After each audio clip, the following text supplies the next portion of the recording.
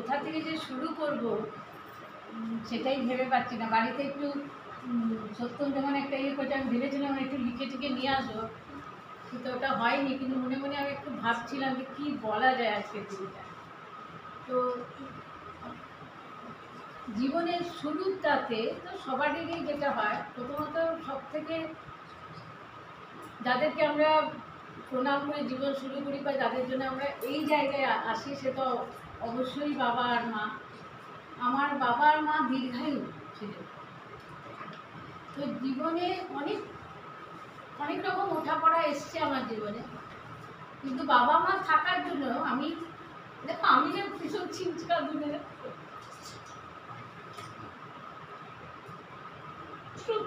মায়ের মধ্যে বললো তো তুমি আমার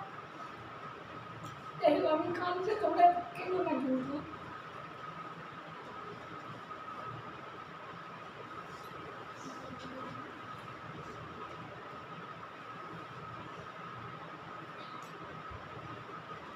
বাবা মায়ের আশ্রয়টা পেয়েছিলাম বলে আমি কিন্তু জীবনে আজ পর্যন্ত এইখানে অবধি আসতে পেরেছি। আগেই বললাম আমার বাবা মা দীর্ঘায়ু ছিলেন, হয়তো দীর্ঘায়ু ভগবান করেছিলেন আমার জন্যই তাদেরকে।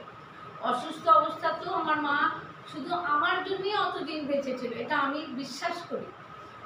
তো যাই হোক, মা বাবার কাছে তো কৃতজ্ঞতা জানানোর নয়, কিন্তু তবুও প্রথমে মা বাবার কথাটাই মনে আসে।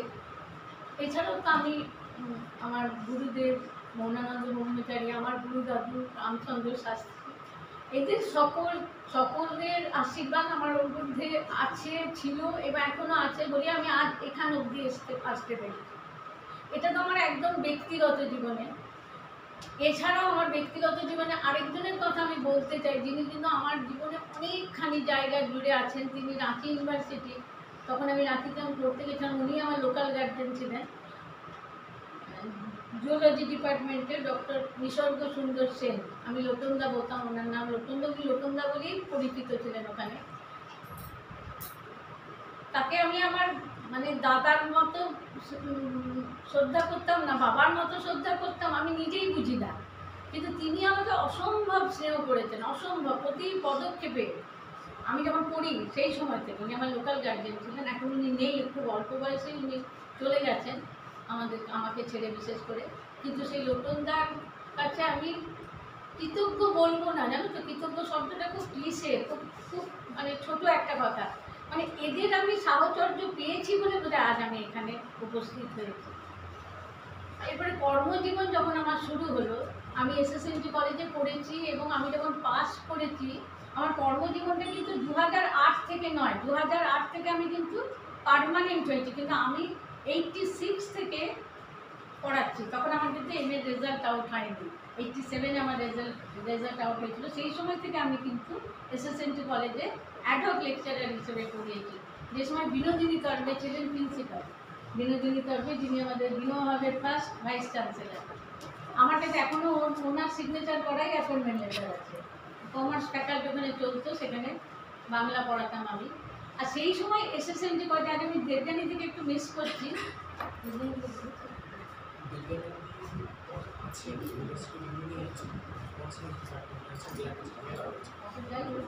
তো তখন সেই সময়তে আমি ওখানে যখন অ্যাডভোকেট পড়াম, তো খুবই জুনিয়র না, তখন দেবযানীদির সাথে পরিচয়। এবং আরেকজনের নাম বলবো, সে হলেন সন্ধ্যা বোস, ম্যাথামেটিক্সে।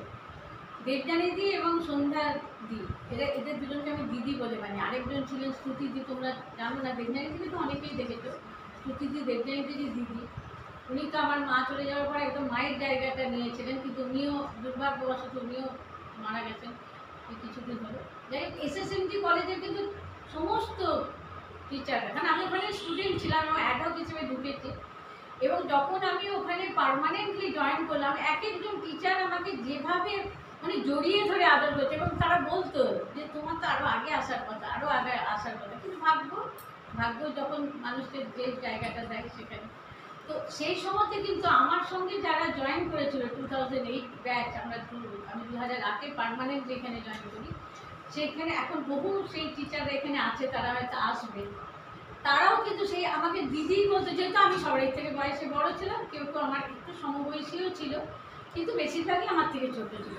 ওদের যখন যা সমস্যা হতো ওরা আমার কাছে আসতো, দিদি এটা বলে দাও, দিদি ये বাচ্চা দিদি क्या करेंगे।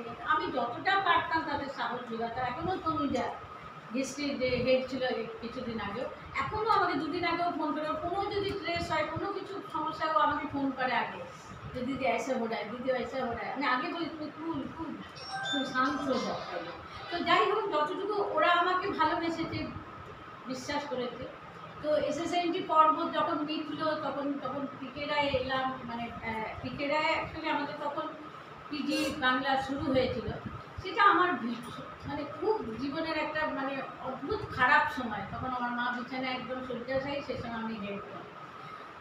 তখন আমি প্রথমে আমি হেডশিপটা মানে গ্রহণ করবো কিনা আমার একটু দ্বিধা ছিল। তো ওই সন্ধ্যা দি যার কথা বলছি, আমার একদম বড় দিদির মতো, সন্ধ্যা বোস ম্যাথামেটিক্সের হেড ছিলেন এসএসএন। উনি বললেন না তুমি জয়েন করবে, তুমি হেডশিপ নেবে, না পারলে তখন রিফিউজ করবে, এবং আমি জানি তুমি পারবে। ভীষণভাবে সাহস এখনও সন্ধ্যাকে আমাকে দেয় সব সব ব্যাপারে। আর তখন আমরা মানে এসএসএনটি কলেজ থেকে আমরা ফার্স্ট হেড হলাম, দেবযানী পলিটিক্যাল সায়েন্স, আমি বাংলায়, সীমাদি যিনি আমাদের ডিন ছিলেন, সীমাদি ইংলিশ, আর একজন সীমা ছিল হোম সায়েন্সে। আমরা চারজন প্রথম হেড হয়ে এই ইউনিভার্সিটিতে এলাম। তো তখন তো ইউনিভার্সিটির যে মানে মানুষ তো এখানে তখন পড়াতে যেটা সেন্টার ছিল, তো যাই হোক তখন তো আমরা মানে ওই সেন্টারটা থাকলো না, আমাদের তো পিজি ডিপার্টমেন্ট খুলে গেল। তো তারপরে আমি জুলাই জয়েন করেছি, এরা সবাই এলো নভেম্বরে। তো ওই কটা মাস নানা রকমভাবে কেটেছে, এবং তখন নন্দিনী শ্রীবাস্তব যে ভাইস চ্যান্সেলর ছিলেন, যথেষ্ট স্নেহ করতেন। উনি একটা কথা বারবারই আদেশ দিয়েছিলেন যে যারা সিঙ্গেল হ্যান্ড তারা কিন্তু পিজির সঙ্গে সঙ্গে কলেজেরটা, তখন বৈশাখীরা ফিফথ সেমিস্টার তাদেরকে ওটাও ক্লাস নিতে হবে। তো আমি যতটা পেরেছি এদিকটা আর ওই দিকটা সামলে ওদেরও ক্লাস নিতে আসতাম দুদিন সপ্তাহে, আর বাকি দিন ক্রিকেটায় যেতাম। আর ওই এখানে যে কথাটা বলি যে তখন তো আমি কলিগ হিসেবে পেলাম মানুষকে, কৌশিককে আর জয়গোপালকে।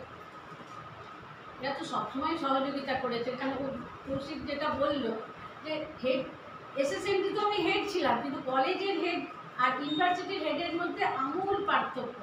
এই জন্য যে কলেজে কিন্তু কোনো অফিসিয়াল কাজ হেডদের করতে হয় না, কিন্তু ইউনিভার্সিটিতে সমস্ত অফিসিয়াল কাজগুলো করতে হতো। সেই সময় সত্যমকে আমি কী যে বলবো, কীভাবে সত্যমকেও আমি কৃতজ্ঞতা জানাবো। আমি যখন যা বলেছি সত্যম মাইথানে থাকতো, সত্যম আমার এইটা অসুবিধা হচ্ছে, সত্যম আমার এইটা করতে হবে, ও সব সময়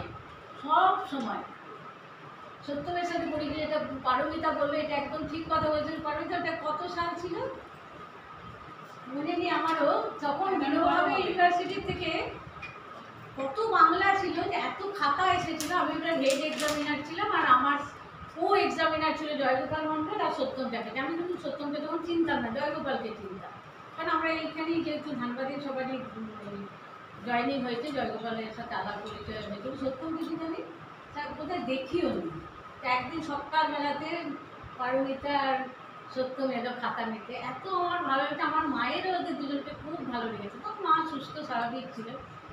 তো সেই খাতা নিয়ে গেল, তারপরে সেই খাতা চেক করে আবার পৌঁছে দিয়ে গেল। তারপরে কুলটিতেও দেখা হয়েছে, তো আমার দাদার বাড়ি কুলটি, একদিন ওদের সাথে আমার দেখা হয়ে গেছিলো, আমিও গেছিলাম। কিন্তু আমি একটা জিনিস এটা বলবো যে আমার যেমন কৌশিক মানুষ এরা সবসময় সহযোগিতা করেছে, কিন্তু আমার অফিসিয়াল ওই সময়ের যে কাজগুলো বেশিরভাগ সমস্ত আমাকে সত্যম বলছে। এই জন্য সত্যমকে আমি কৃতজ্ঞতা যদি বলি তো আমার খুব মানে খারাপ বলা হবে, কারণ সত্যমকে আমি শুধু কলিগ হিসেবে কখনোই দেখিনি। সত্যমকে আমি সবসময় আমার নিজের ভাইয়ের মতো দেখি, এখনও দেখি এবং চিরকাল দেখি। আর সত্যমও সেটাই সবসময়তে আমার সাথে করেছে। আমার বাড়িতেও যখন এসেছে তখন আমরা যে টিচার দুজনে আমাদের মধ্যে কলিগ একটা এই যে সম্পর্কটা, এটা আমরা বোধহয় কখনোই মেনটেন করিনি। সত্যম মাটিতেও বসে যায় আমার বাড়িতে, যে ওর কোনো ওইসব নেই, অত্যন্ত কী বলবো মাটির কাছাকাছি, পুরুলিয়ার মানুষ তো মাটির কাছাকাছি একটা মানুষ। তো সত্যমের প্রতি আমার যে ভালোবাসাটা ওটা বোধহয় আমার চিরদিন থাকবে, যতদিন আমার আমার মানে সেন্স যতদিন না ভগবান যদি না করেন আমার সেন্স নিয়ে না, তো ততদিন আমার থাকবে। আর মানুষ তো শুরু থেকে যখন আমি হেড হয়েছি সমস্ত কাজ, দিদি এইভাবে অ্যাডমিশন নিতে হয়, দিদি এইভাবে করতে হয়, ও তো আর আগে করেছে না, সব ব্যাপারে মানুষ আমার সাথে থাকতো। আমি তো জানতামই না কী করে অ্যাডমিশনের ওই ফর্ম ফিল আপ করতে হয়, এখানে কোথায় টিক মারতে হয়, সমস্ত কিন্তু মানুষ করে ও করে দিত। আমাকে বলতো আপনি খালি সাইন দিন। আর সেই সময়টা বললাম না, আমার একটা ভীষণ খারাপ সময় ছিল যে মা অসুস্থ, মাকে একা ঘরে রেখে তালা লাগিয়ে আমি আসতাম। মানে আমার সবসময়তে মনটা দুভাগে ভাগ থাকতো, অর্ধেক আমার বাড়িতে থাকতো, অর্ধেক নিয়ে আমি আসতাম। কিন্তু একটা জিনিস হচ্ছে, আমি কাকে কাকে কৃতজ্ঞতা না জানাবো। সেই সময়তে আমাদের ইউনিভার্সিটিতে অঞ্জলি শ্রীবাস্তব স্যার, আমাদের VC sir, pro VC sir Anil Mahato, exam controller Satyajit Singh, তারপরে তো তখন 1 বছরের জন্য তো পি মাহাতো হয়েছিলেন, ওনার সাথে আমার সেভাবে হয়নি, কিন্তু তারপরে কর্নেল হয়েছিলেন রেজিস্ট্রার। প্রত্যেকে, এমনকি এক্সাম কন্ট্রোলার সত্যজিৎ আমাকে দিদি বলতো इस यूनिवर्सिटी में हमारा 2 ही दीदी है, देवजनिता और रेखा। नहीं কেন বলতো কিন্তু। আর অঞ্জলি শ্রীবাস্তবের কথা তো আমি যদি আজ স্বীকার না করি তো আমার খুব অন্যায় হবে। উনি তো মানে একদম সেই, অ্যাকচুয়ালি ওনার মাও খুব বয়স্ক, আমার মায়ের থেকেও বয়স ছিল, সেই জন্য উনি আমার না প্রবলেমটা বুঝতে পারতেন। তো স্যার সবসময় আমাকে কোনো না কোনোভাবে, মুখে কিছু বলতেন না, কিন্তু গার্ড করে গেছেন সব। আমি লেটে আসতাম বরাবর, আমি কলেজে এসেছি লেটে, আমি 12টা, 12:30, 1:45 আমি কলেজে এসেছি। আমি আমাদের ভাইস চ্যান্সেলার একবার বললেনই যে ম্যাডামের প্রবলেম আছে, উনি সেকেন্ড হাফে ক্লাস নেবে, যারা এখানে লোকাল তারা কৌশিকও আসতো দূর থেকে, তো ওরা সেকেন্ড হাফে নেবে, তোমরা ফার্স্ট হাফে নেবে। তো এইভাবে তো মানুষের মানে কোনো নেই, যখন যা থাকতো মানুষ সব ক্লাস, আমার পরীক্ষা নেওয়ার আছে ইন্টারনাল, মানুষকে কোশ্চেন দিয়ে দিতাম।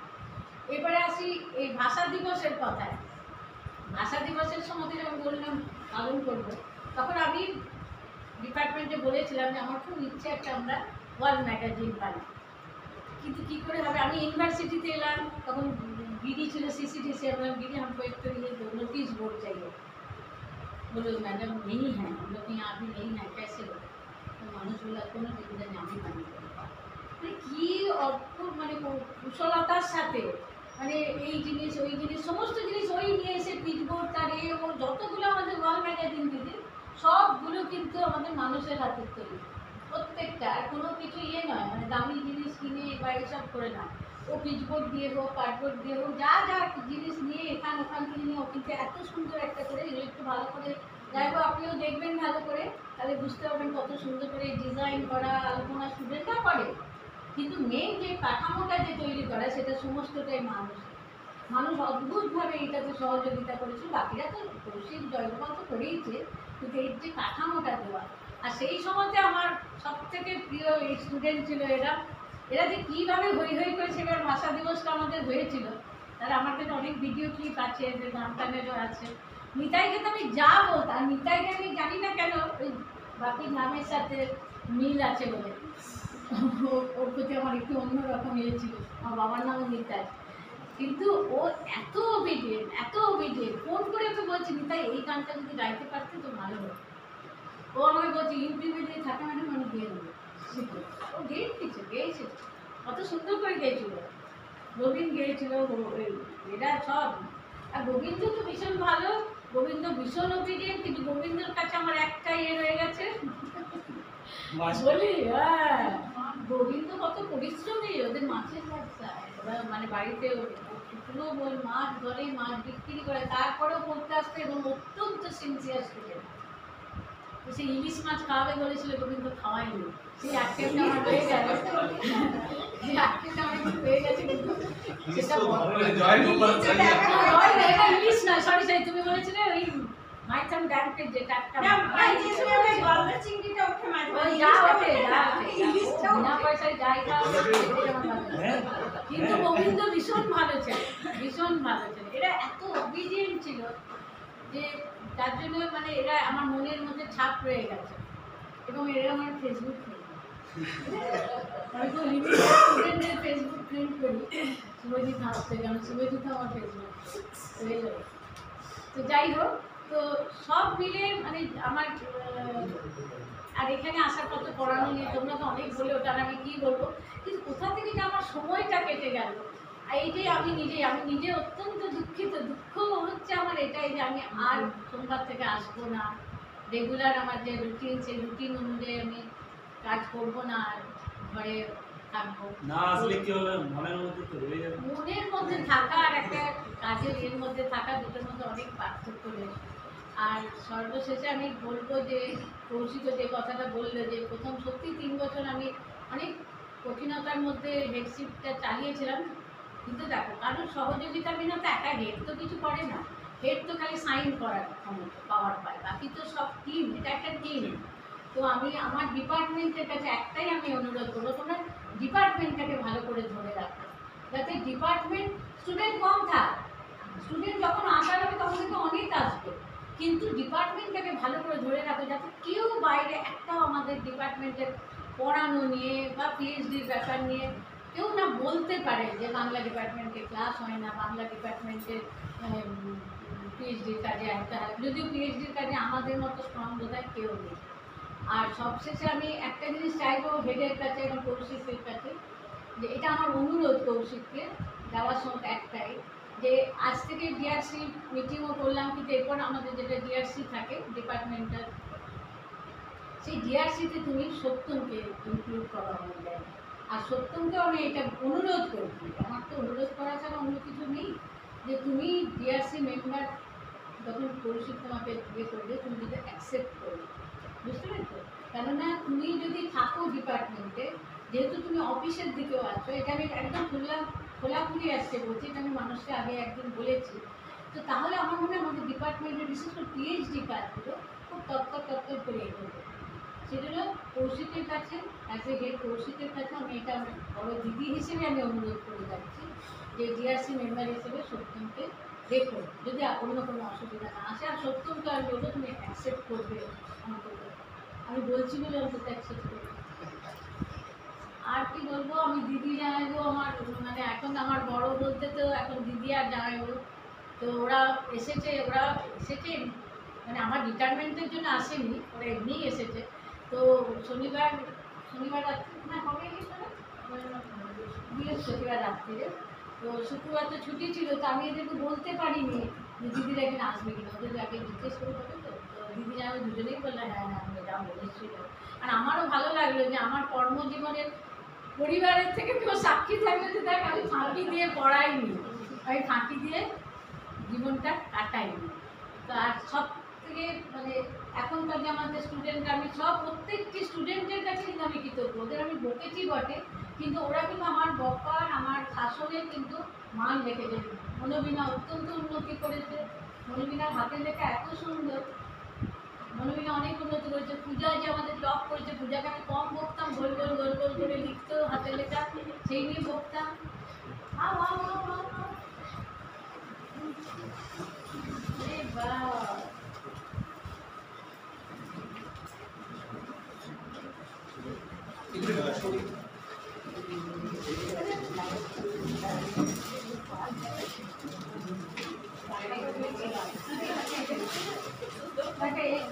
এরা আমার সব এসএসএলএনটির আমার মানে আমরা জয়েন করেছিলাম, এখনই বললাম না এসএসএলএনটিতে জয়েন করেছিলাম, তার মধ্যে এই রীতা সিং হিন্দি ডিপার্টমেন্ট। याद करके आगे याद करके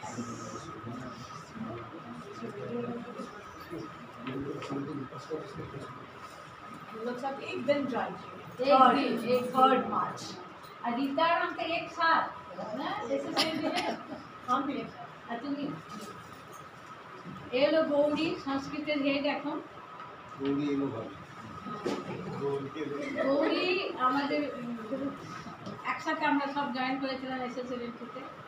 এরা সবাই আমাকে কিন্তু একসাথে জয়েন করলো, এরা আমাকে দিদি বলেই কিন্তু মানে থ্যাংক ইউ। এদিকে সময় কাছে এ হলো তপতি চক্রবর্তী, ফিলোসফি, ওর ডিপার্টমেন্ট ফিলোসফি, কিন্তু ওর আরেকটা ডিপার্টমেন্ট রয়েছে আর্ট অ্যান্ড কালচারের, ও হেড। আর তপতি আমার সাথে জয়েন করলো, তপতি আমার ফ্যামিলি মেম্বারের মতো, কারণ ওর মাকে আমি দিদি বলতাম, মানে দিদি বলতাম বয়সের হিসেবে নয়।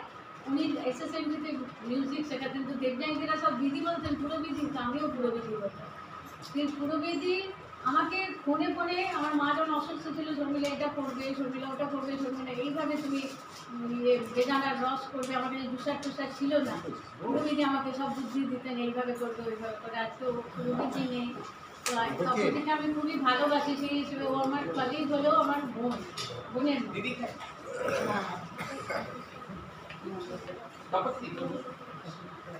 আমি আপনার না বললেই ভালো হয়, সে হলো আমাদের দিদি। ও ভীষণ মানে এই ইউনিভার্সিটির ও টপার। ও মাস কমিউনিকেশন যখন আমরা রিজিওনাল সেন্টারে ছিলাম তখন ও এসে আমার ইন্টারভিউ নিতে আসতো। ওমেন্স ডে বলি নাকি, হ্যাঁ ওমেন্স ডে তখন থেকে ওর সাথে আমার পরিচয়। ও তখন কিন্তু স্টুডেন্ট ছিল। তারপরে আস্তে আস্তে ওর ভীষণ সুন্দর, ও মানে পুরো ইউনিভার্সিটি যা কিছু নিউজ ও কভার করে ও নিউজে দেয়। কিন্তু কেতকি আমার কাছে সেই স্টুডেন্টের ওইটাই রয়েছে, অত্যন্ত ভালোবাসার একটা মানুষ। केतकी को हम बोलते हैं तुम्हारा खूब खूब सक्सेस होगा, अच्छा होगा। এটা দুই বোন আর মল্লিকা বলে একজন কেতকি অসম্ভব বাংলা শোনাতে। মানে केतकी মানে এত কি বলবো, এত अच्छी स्टूडेंट, गुड स्टूडेंट, और उसके साथ इसका बिहेवियर इतना अच्छा है, इतना विनम्र। हम तो वैसे प्यार करते हैं। और इधर केतकी एक बार डाक ली, केतकी चले आसे। ठीक है, सुनो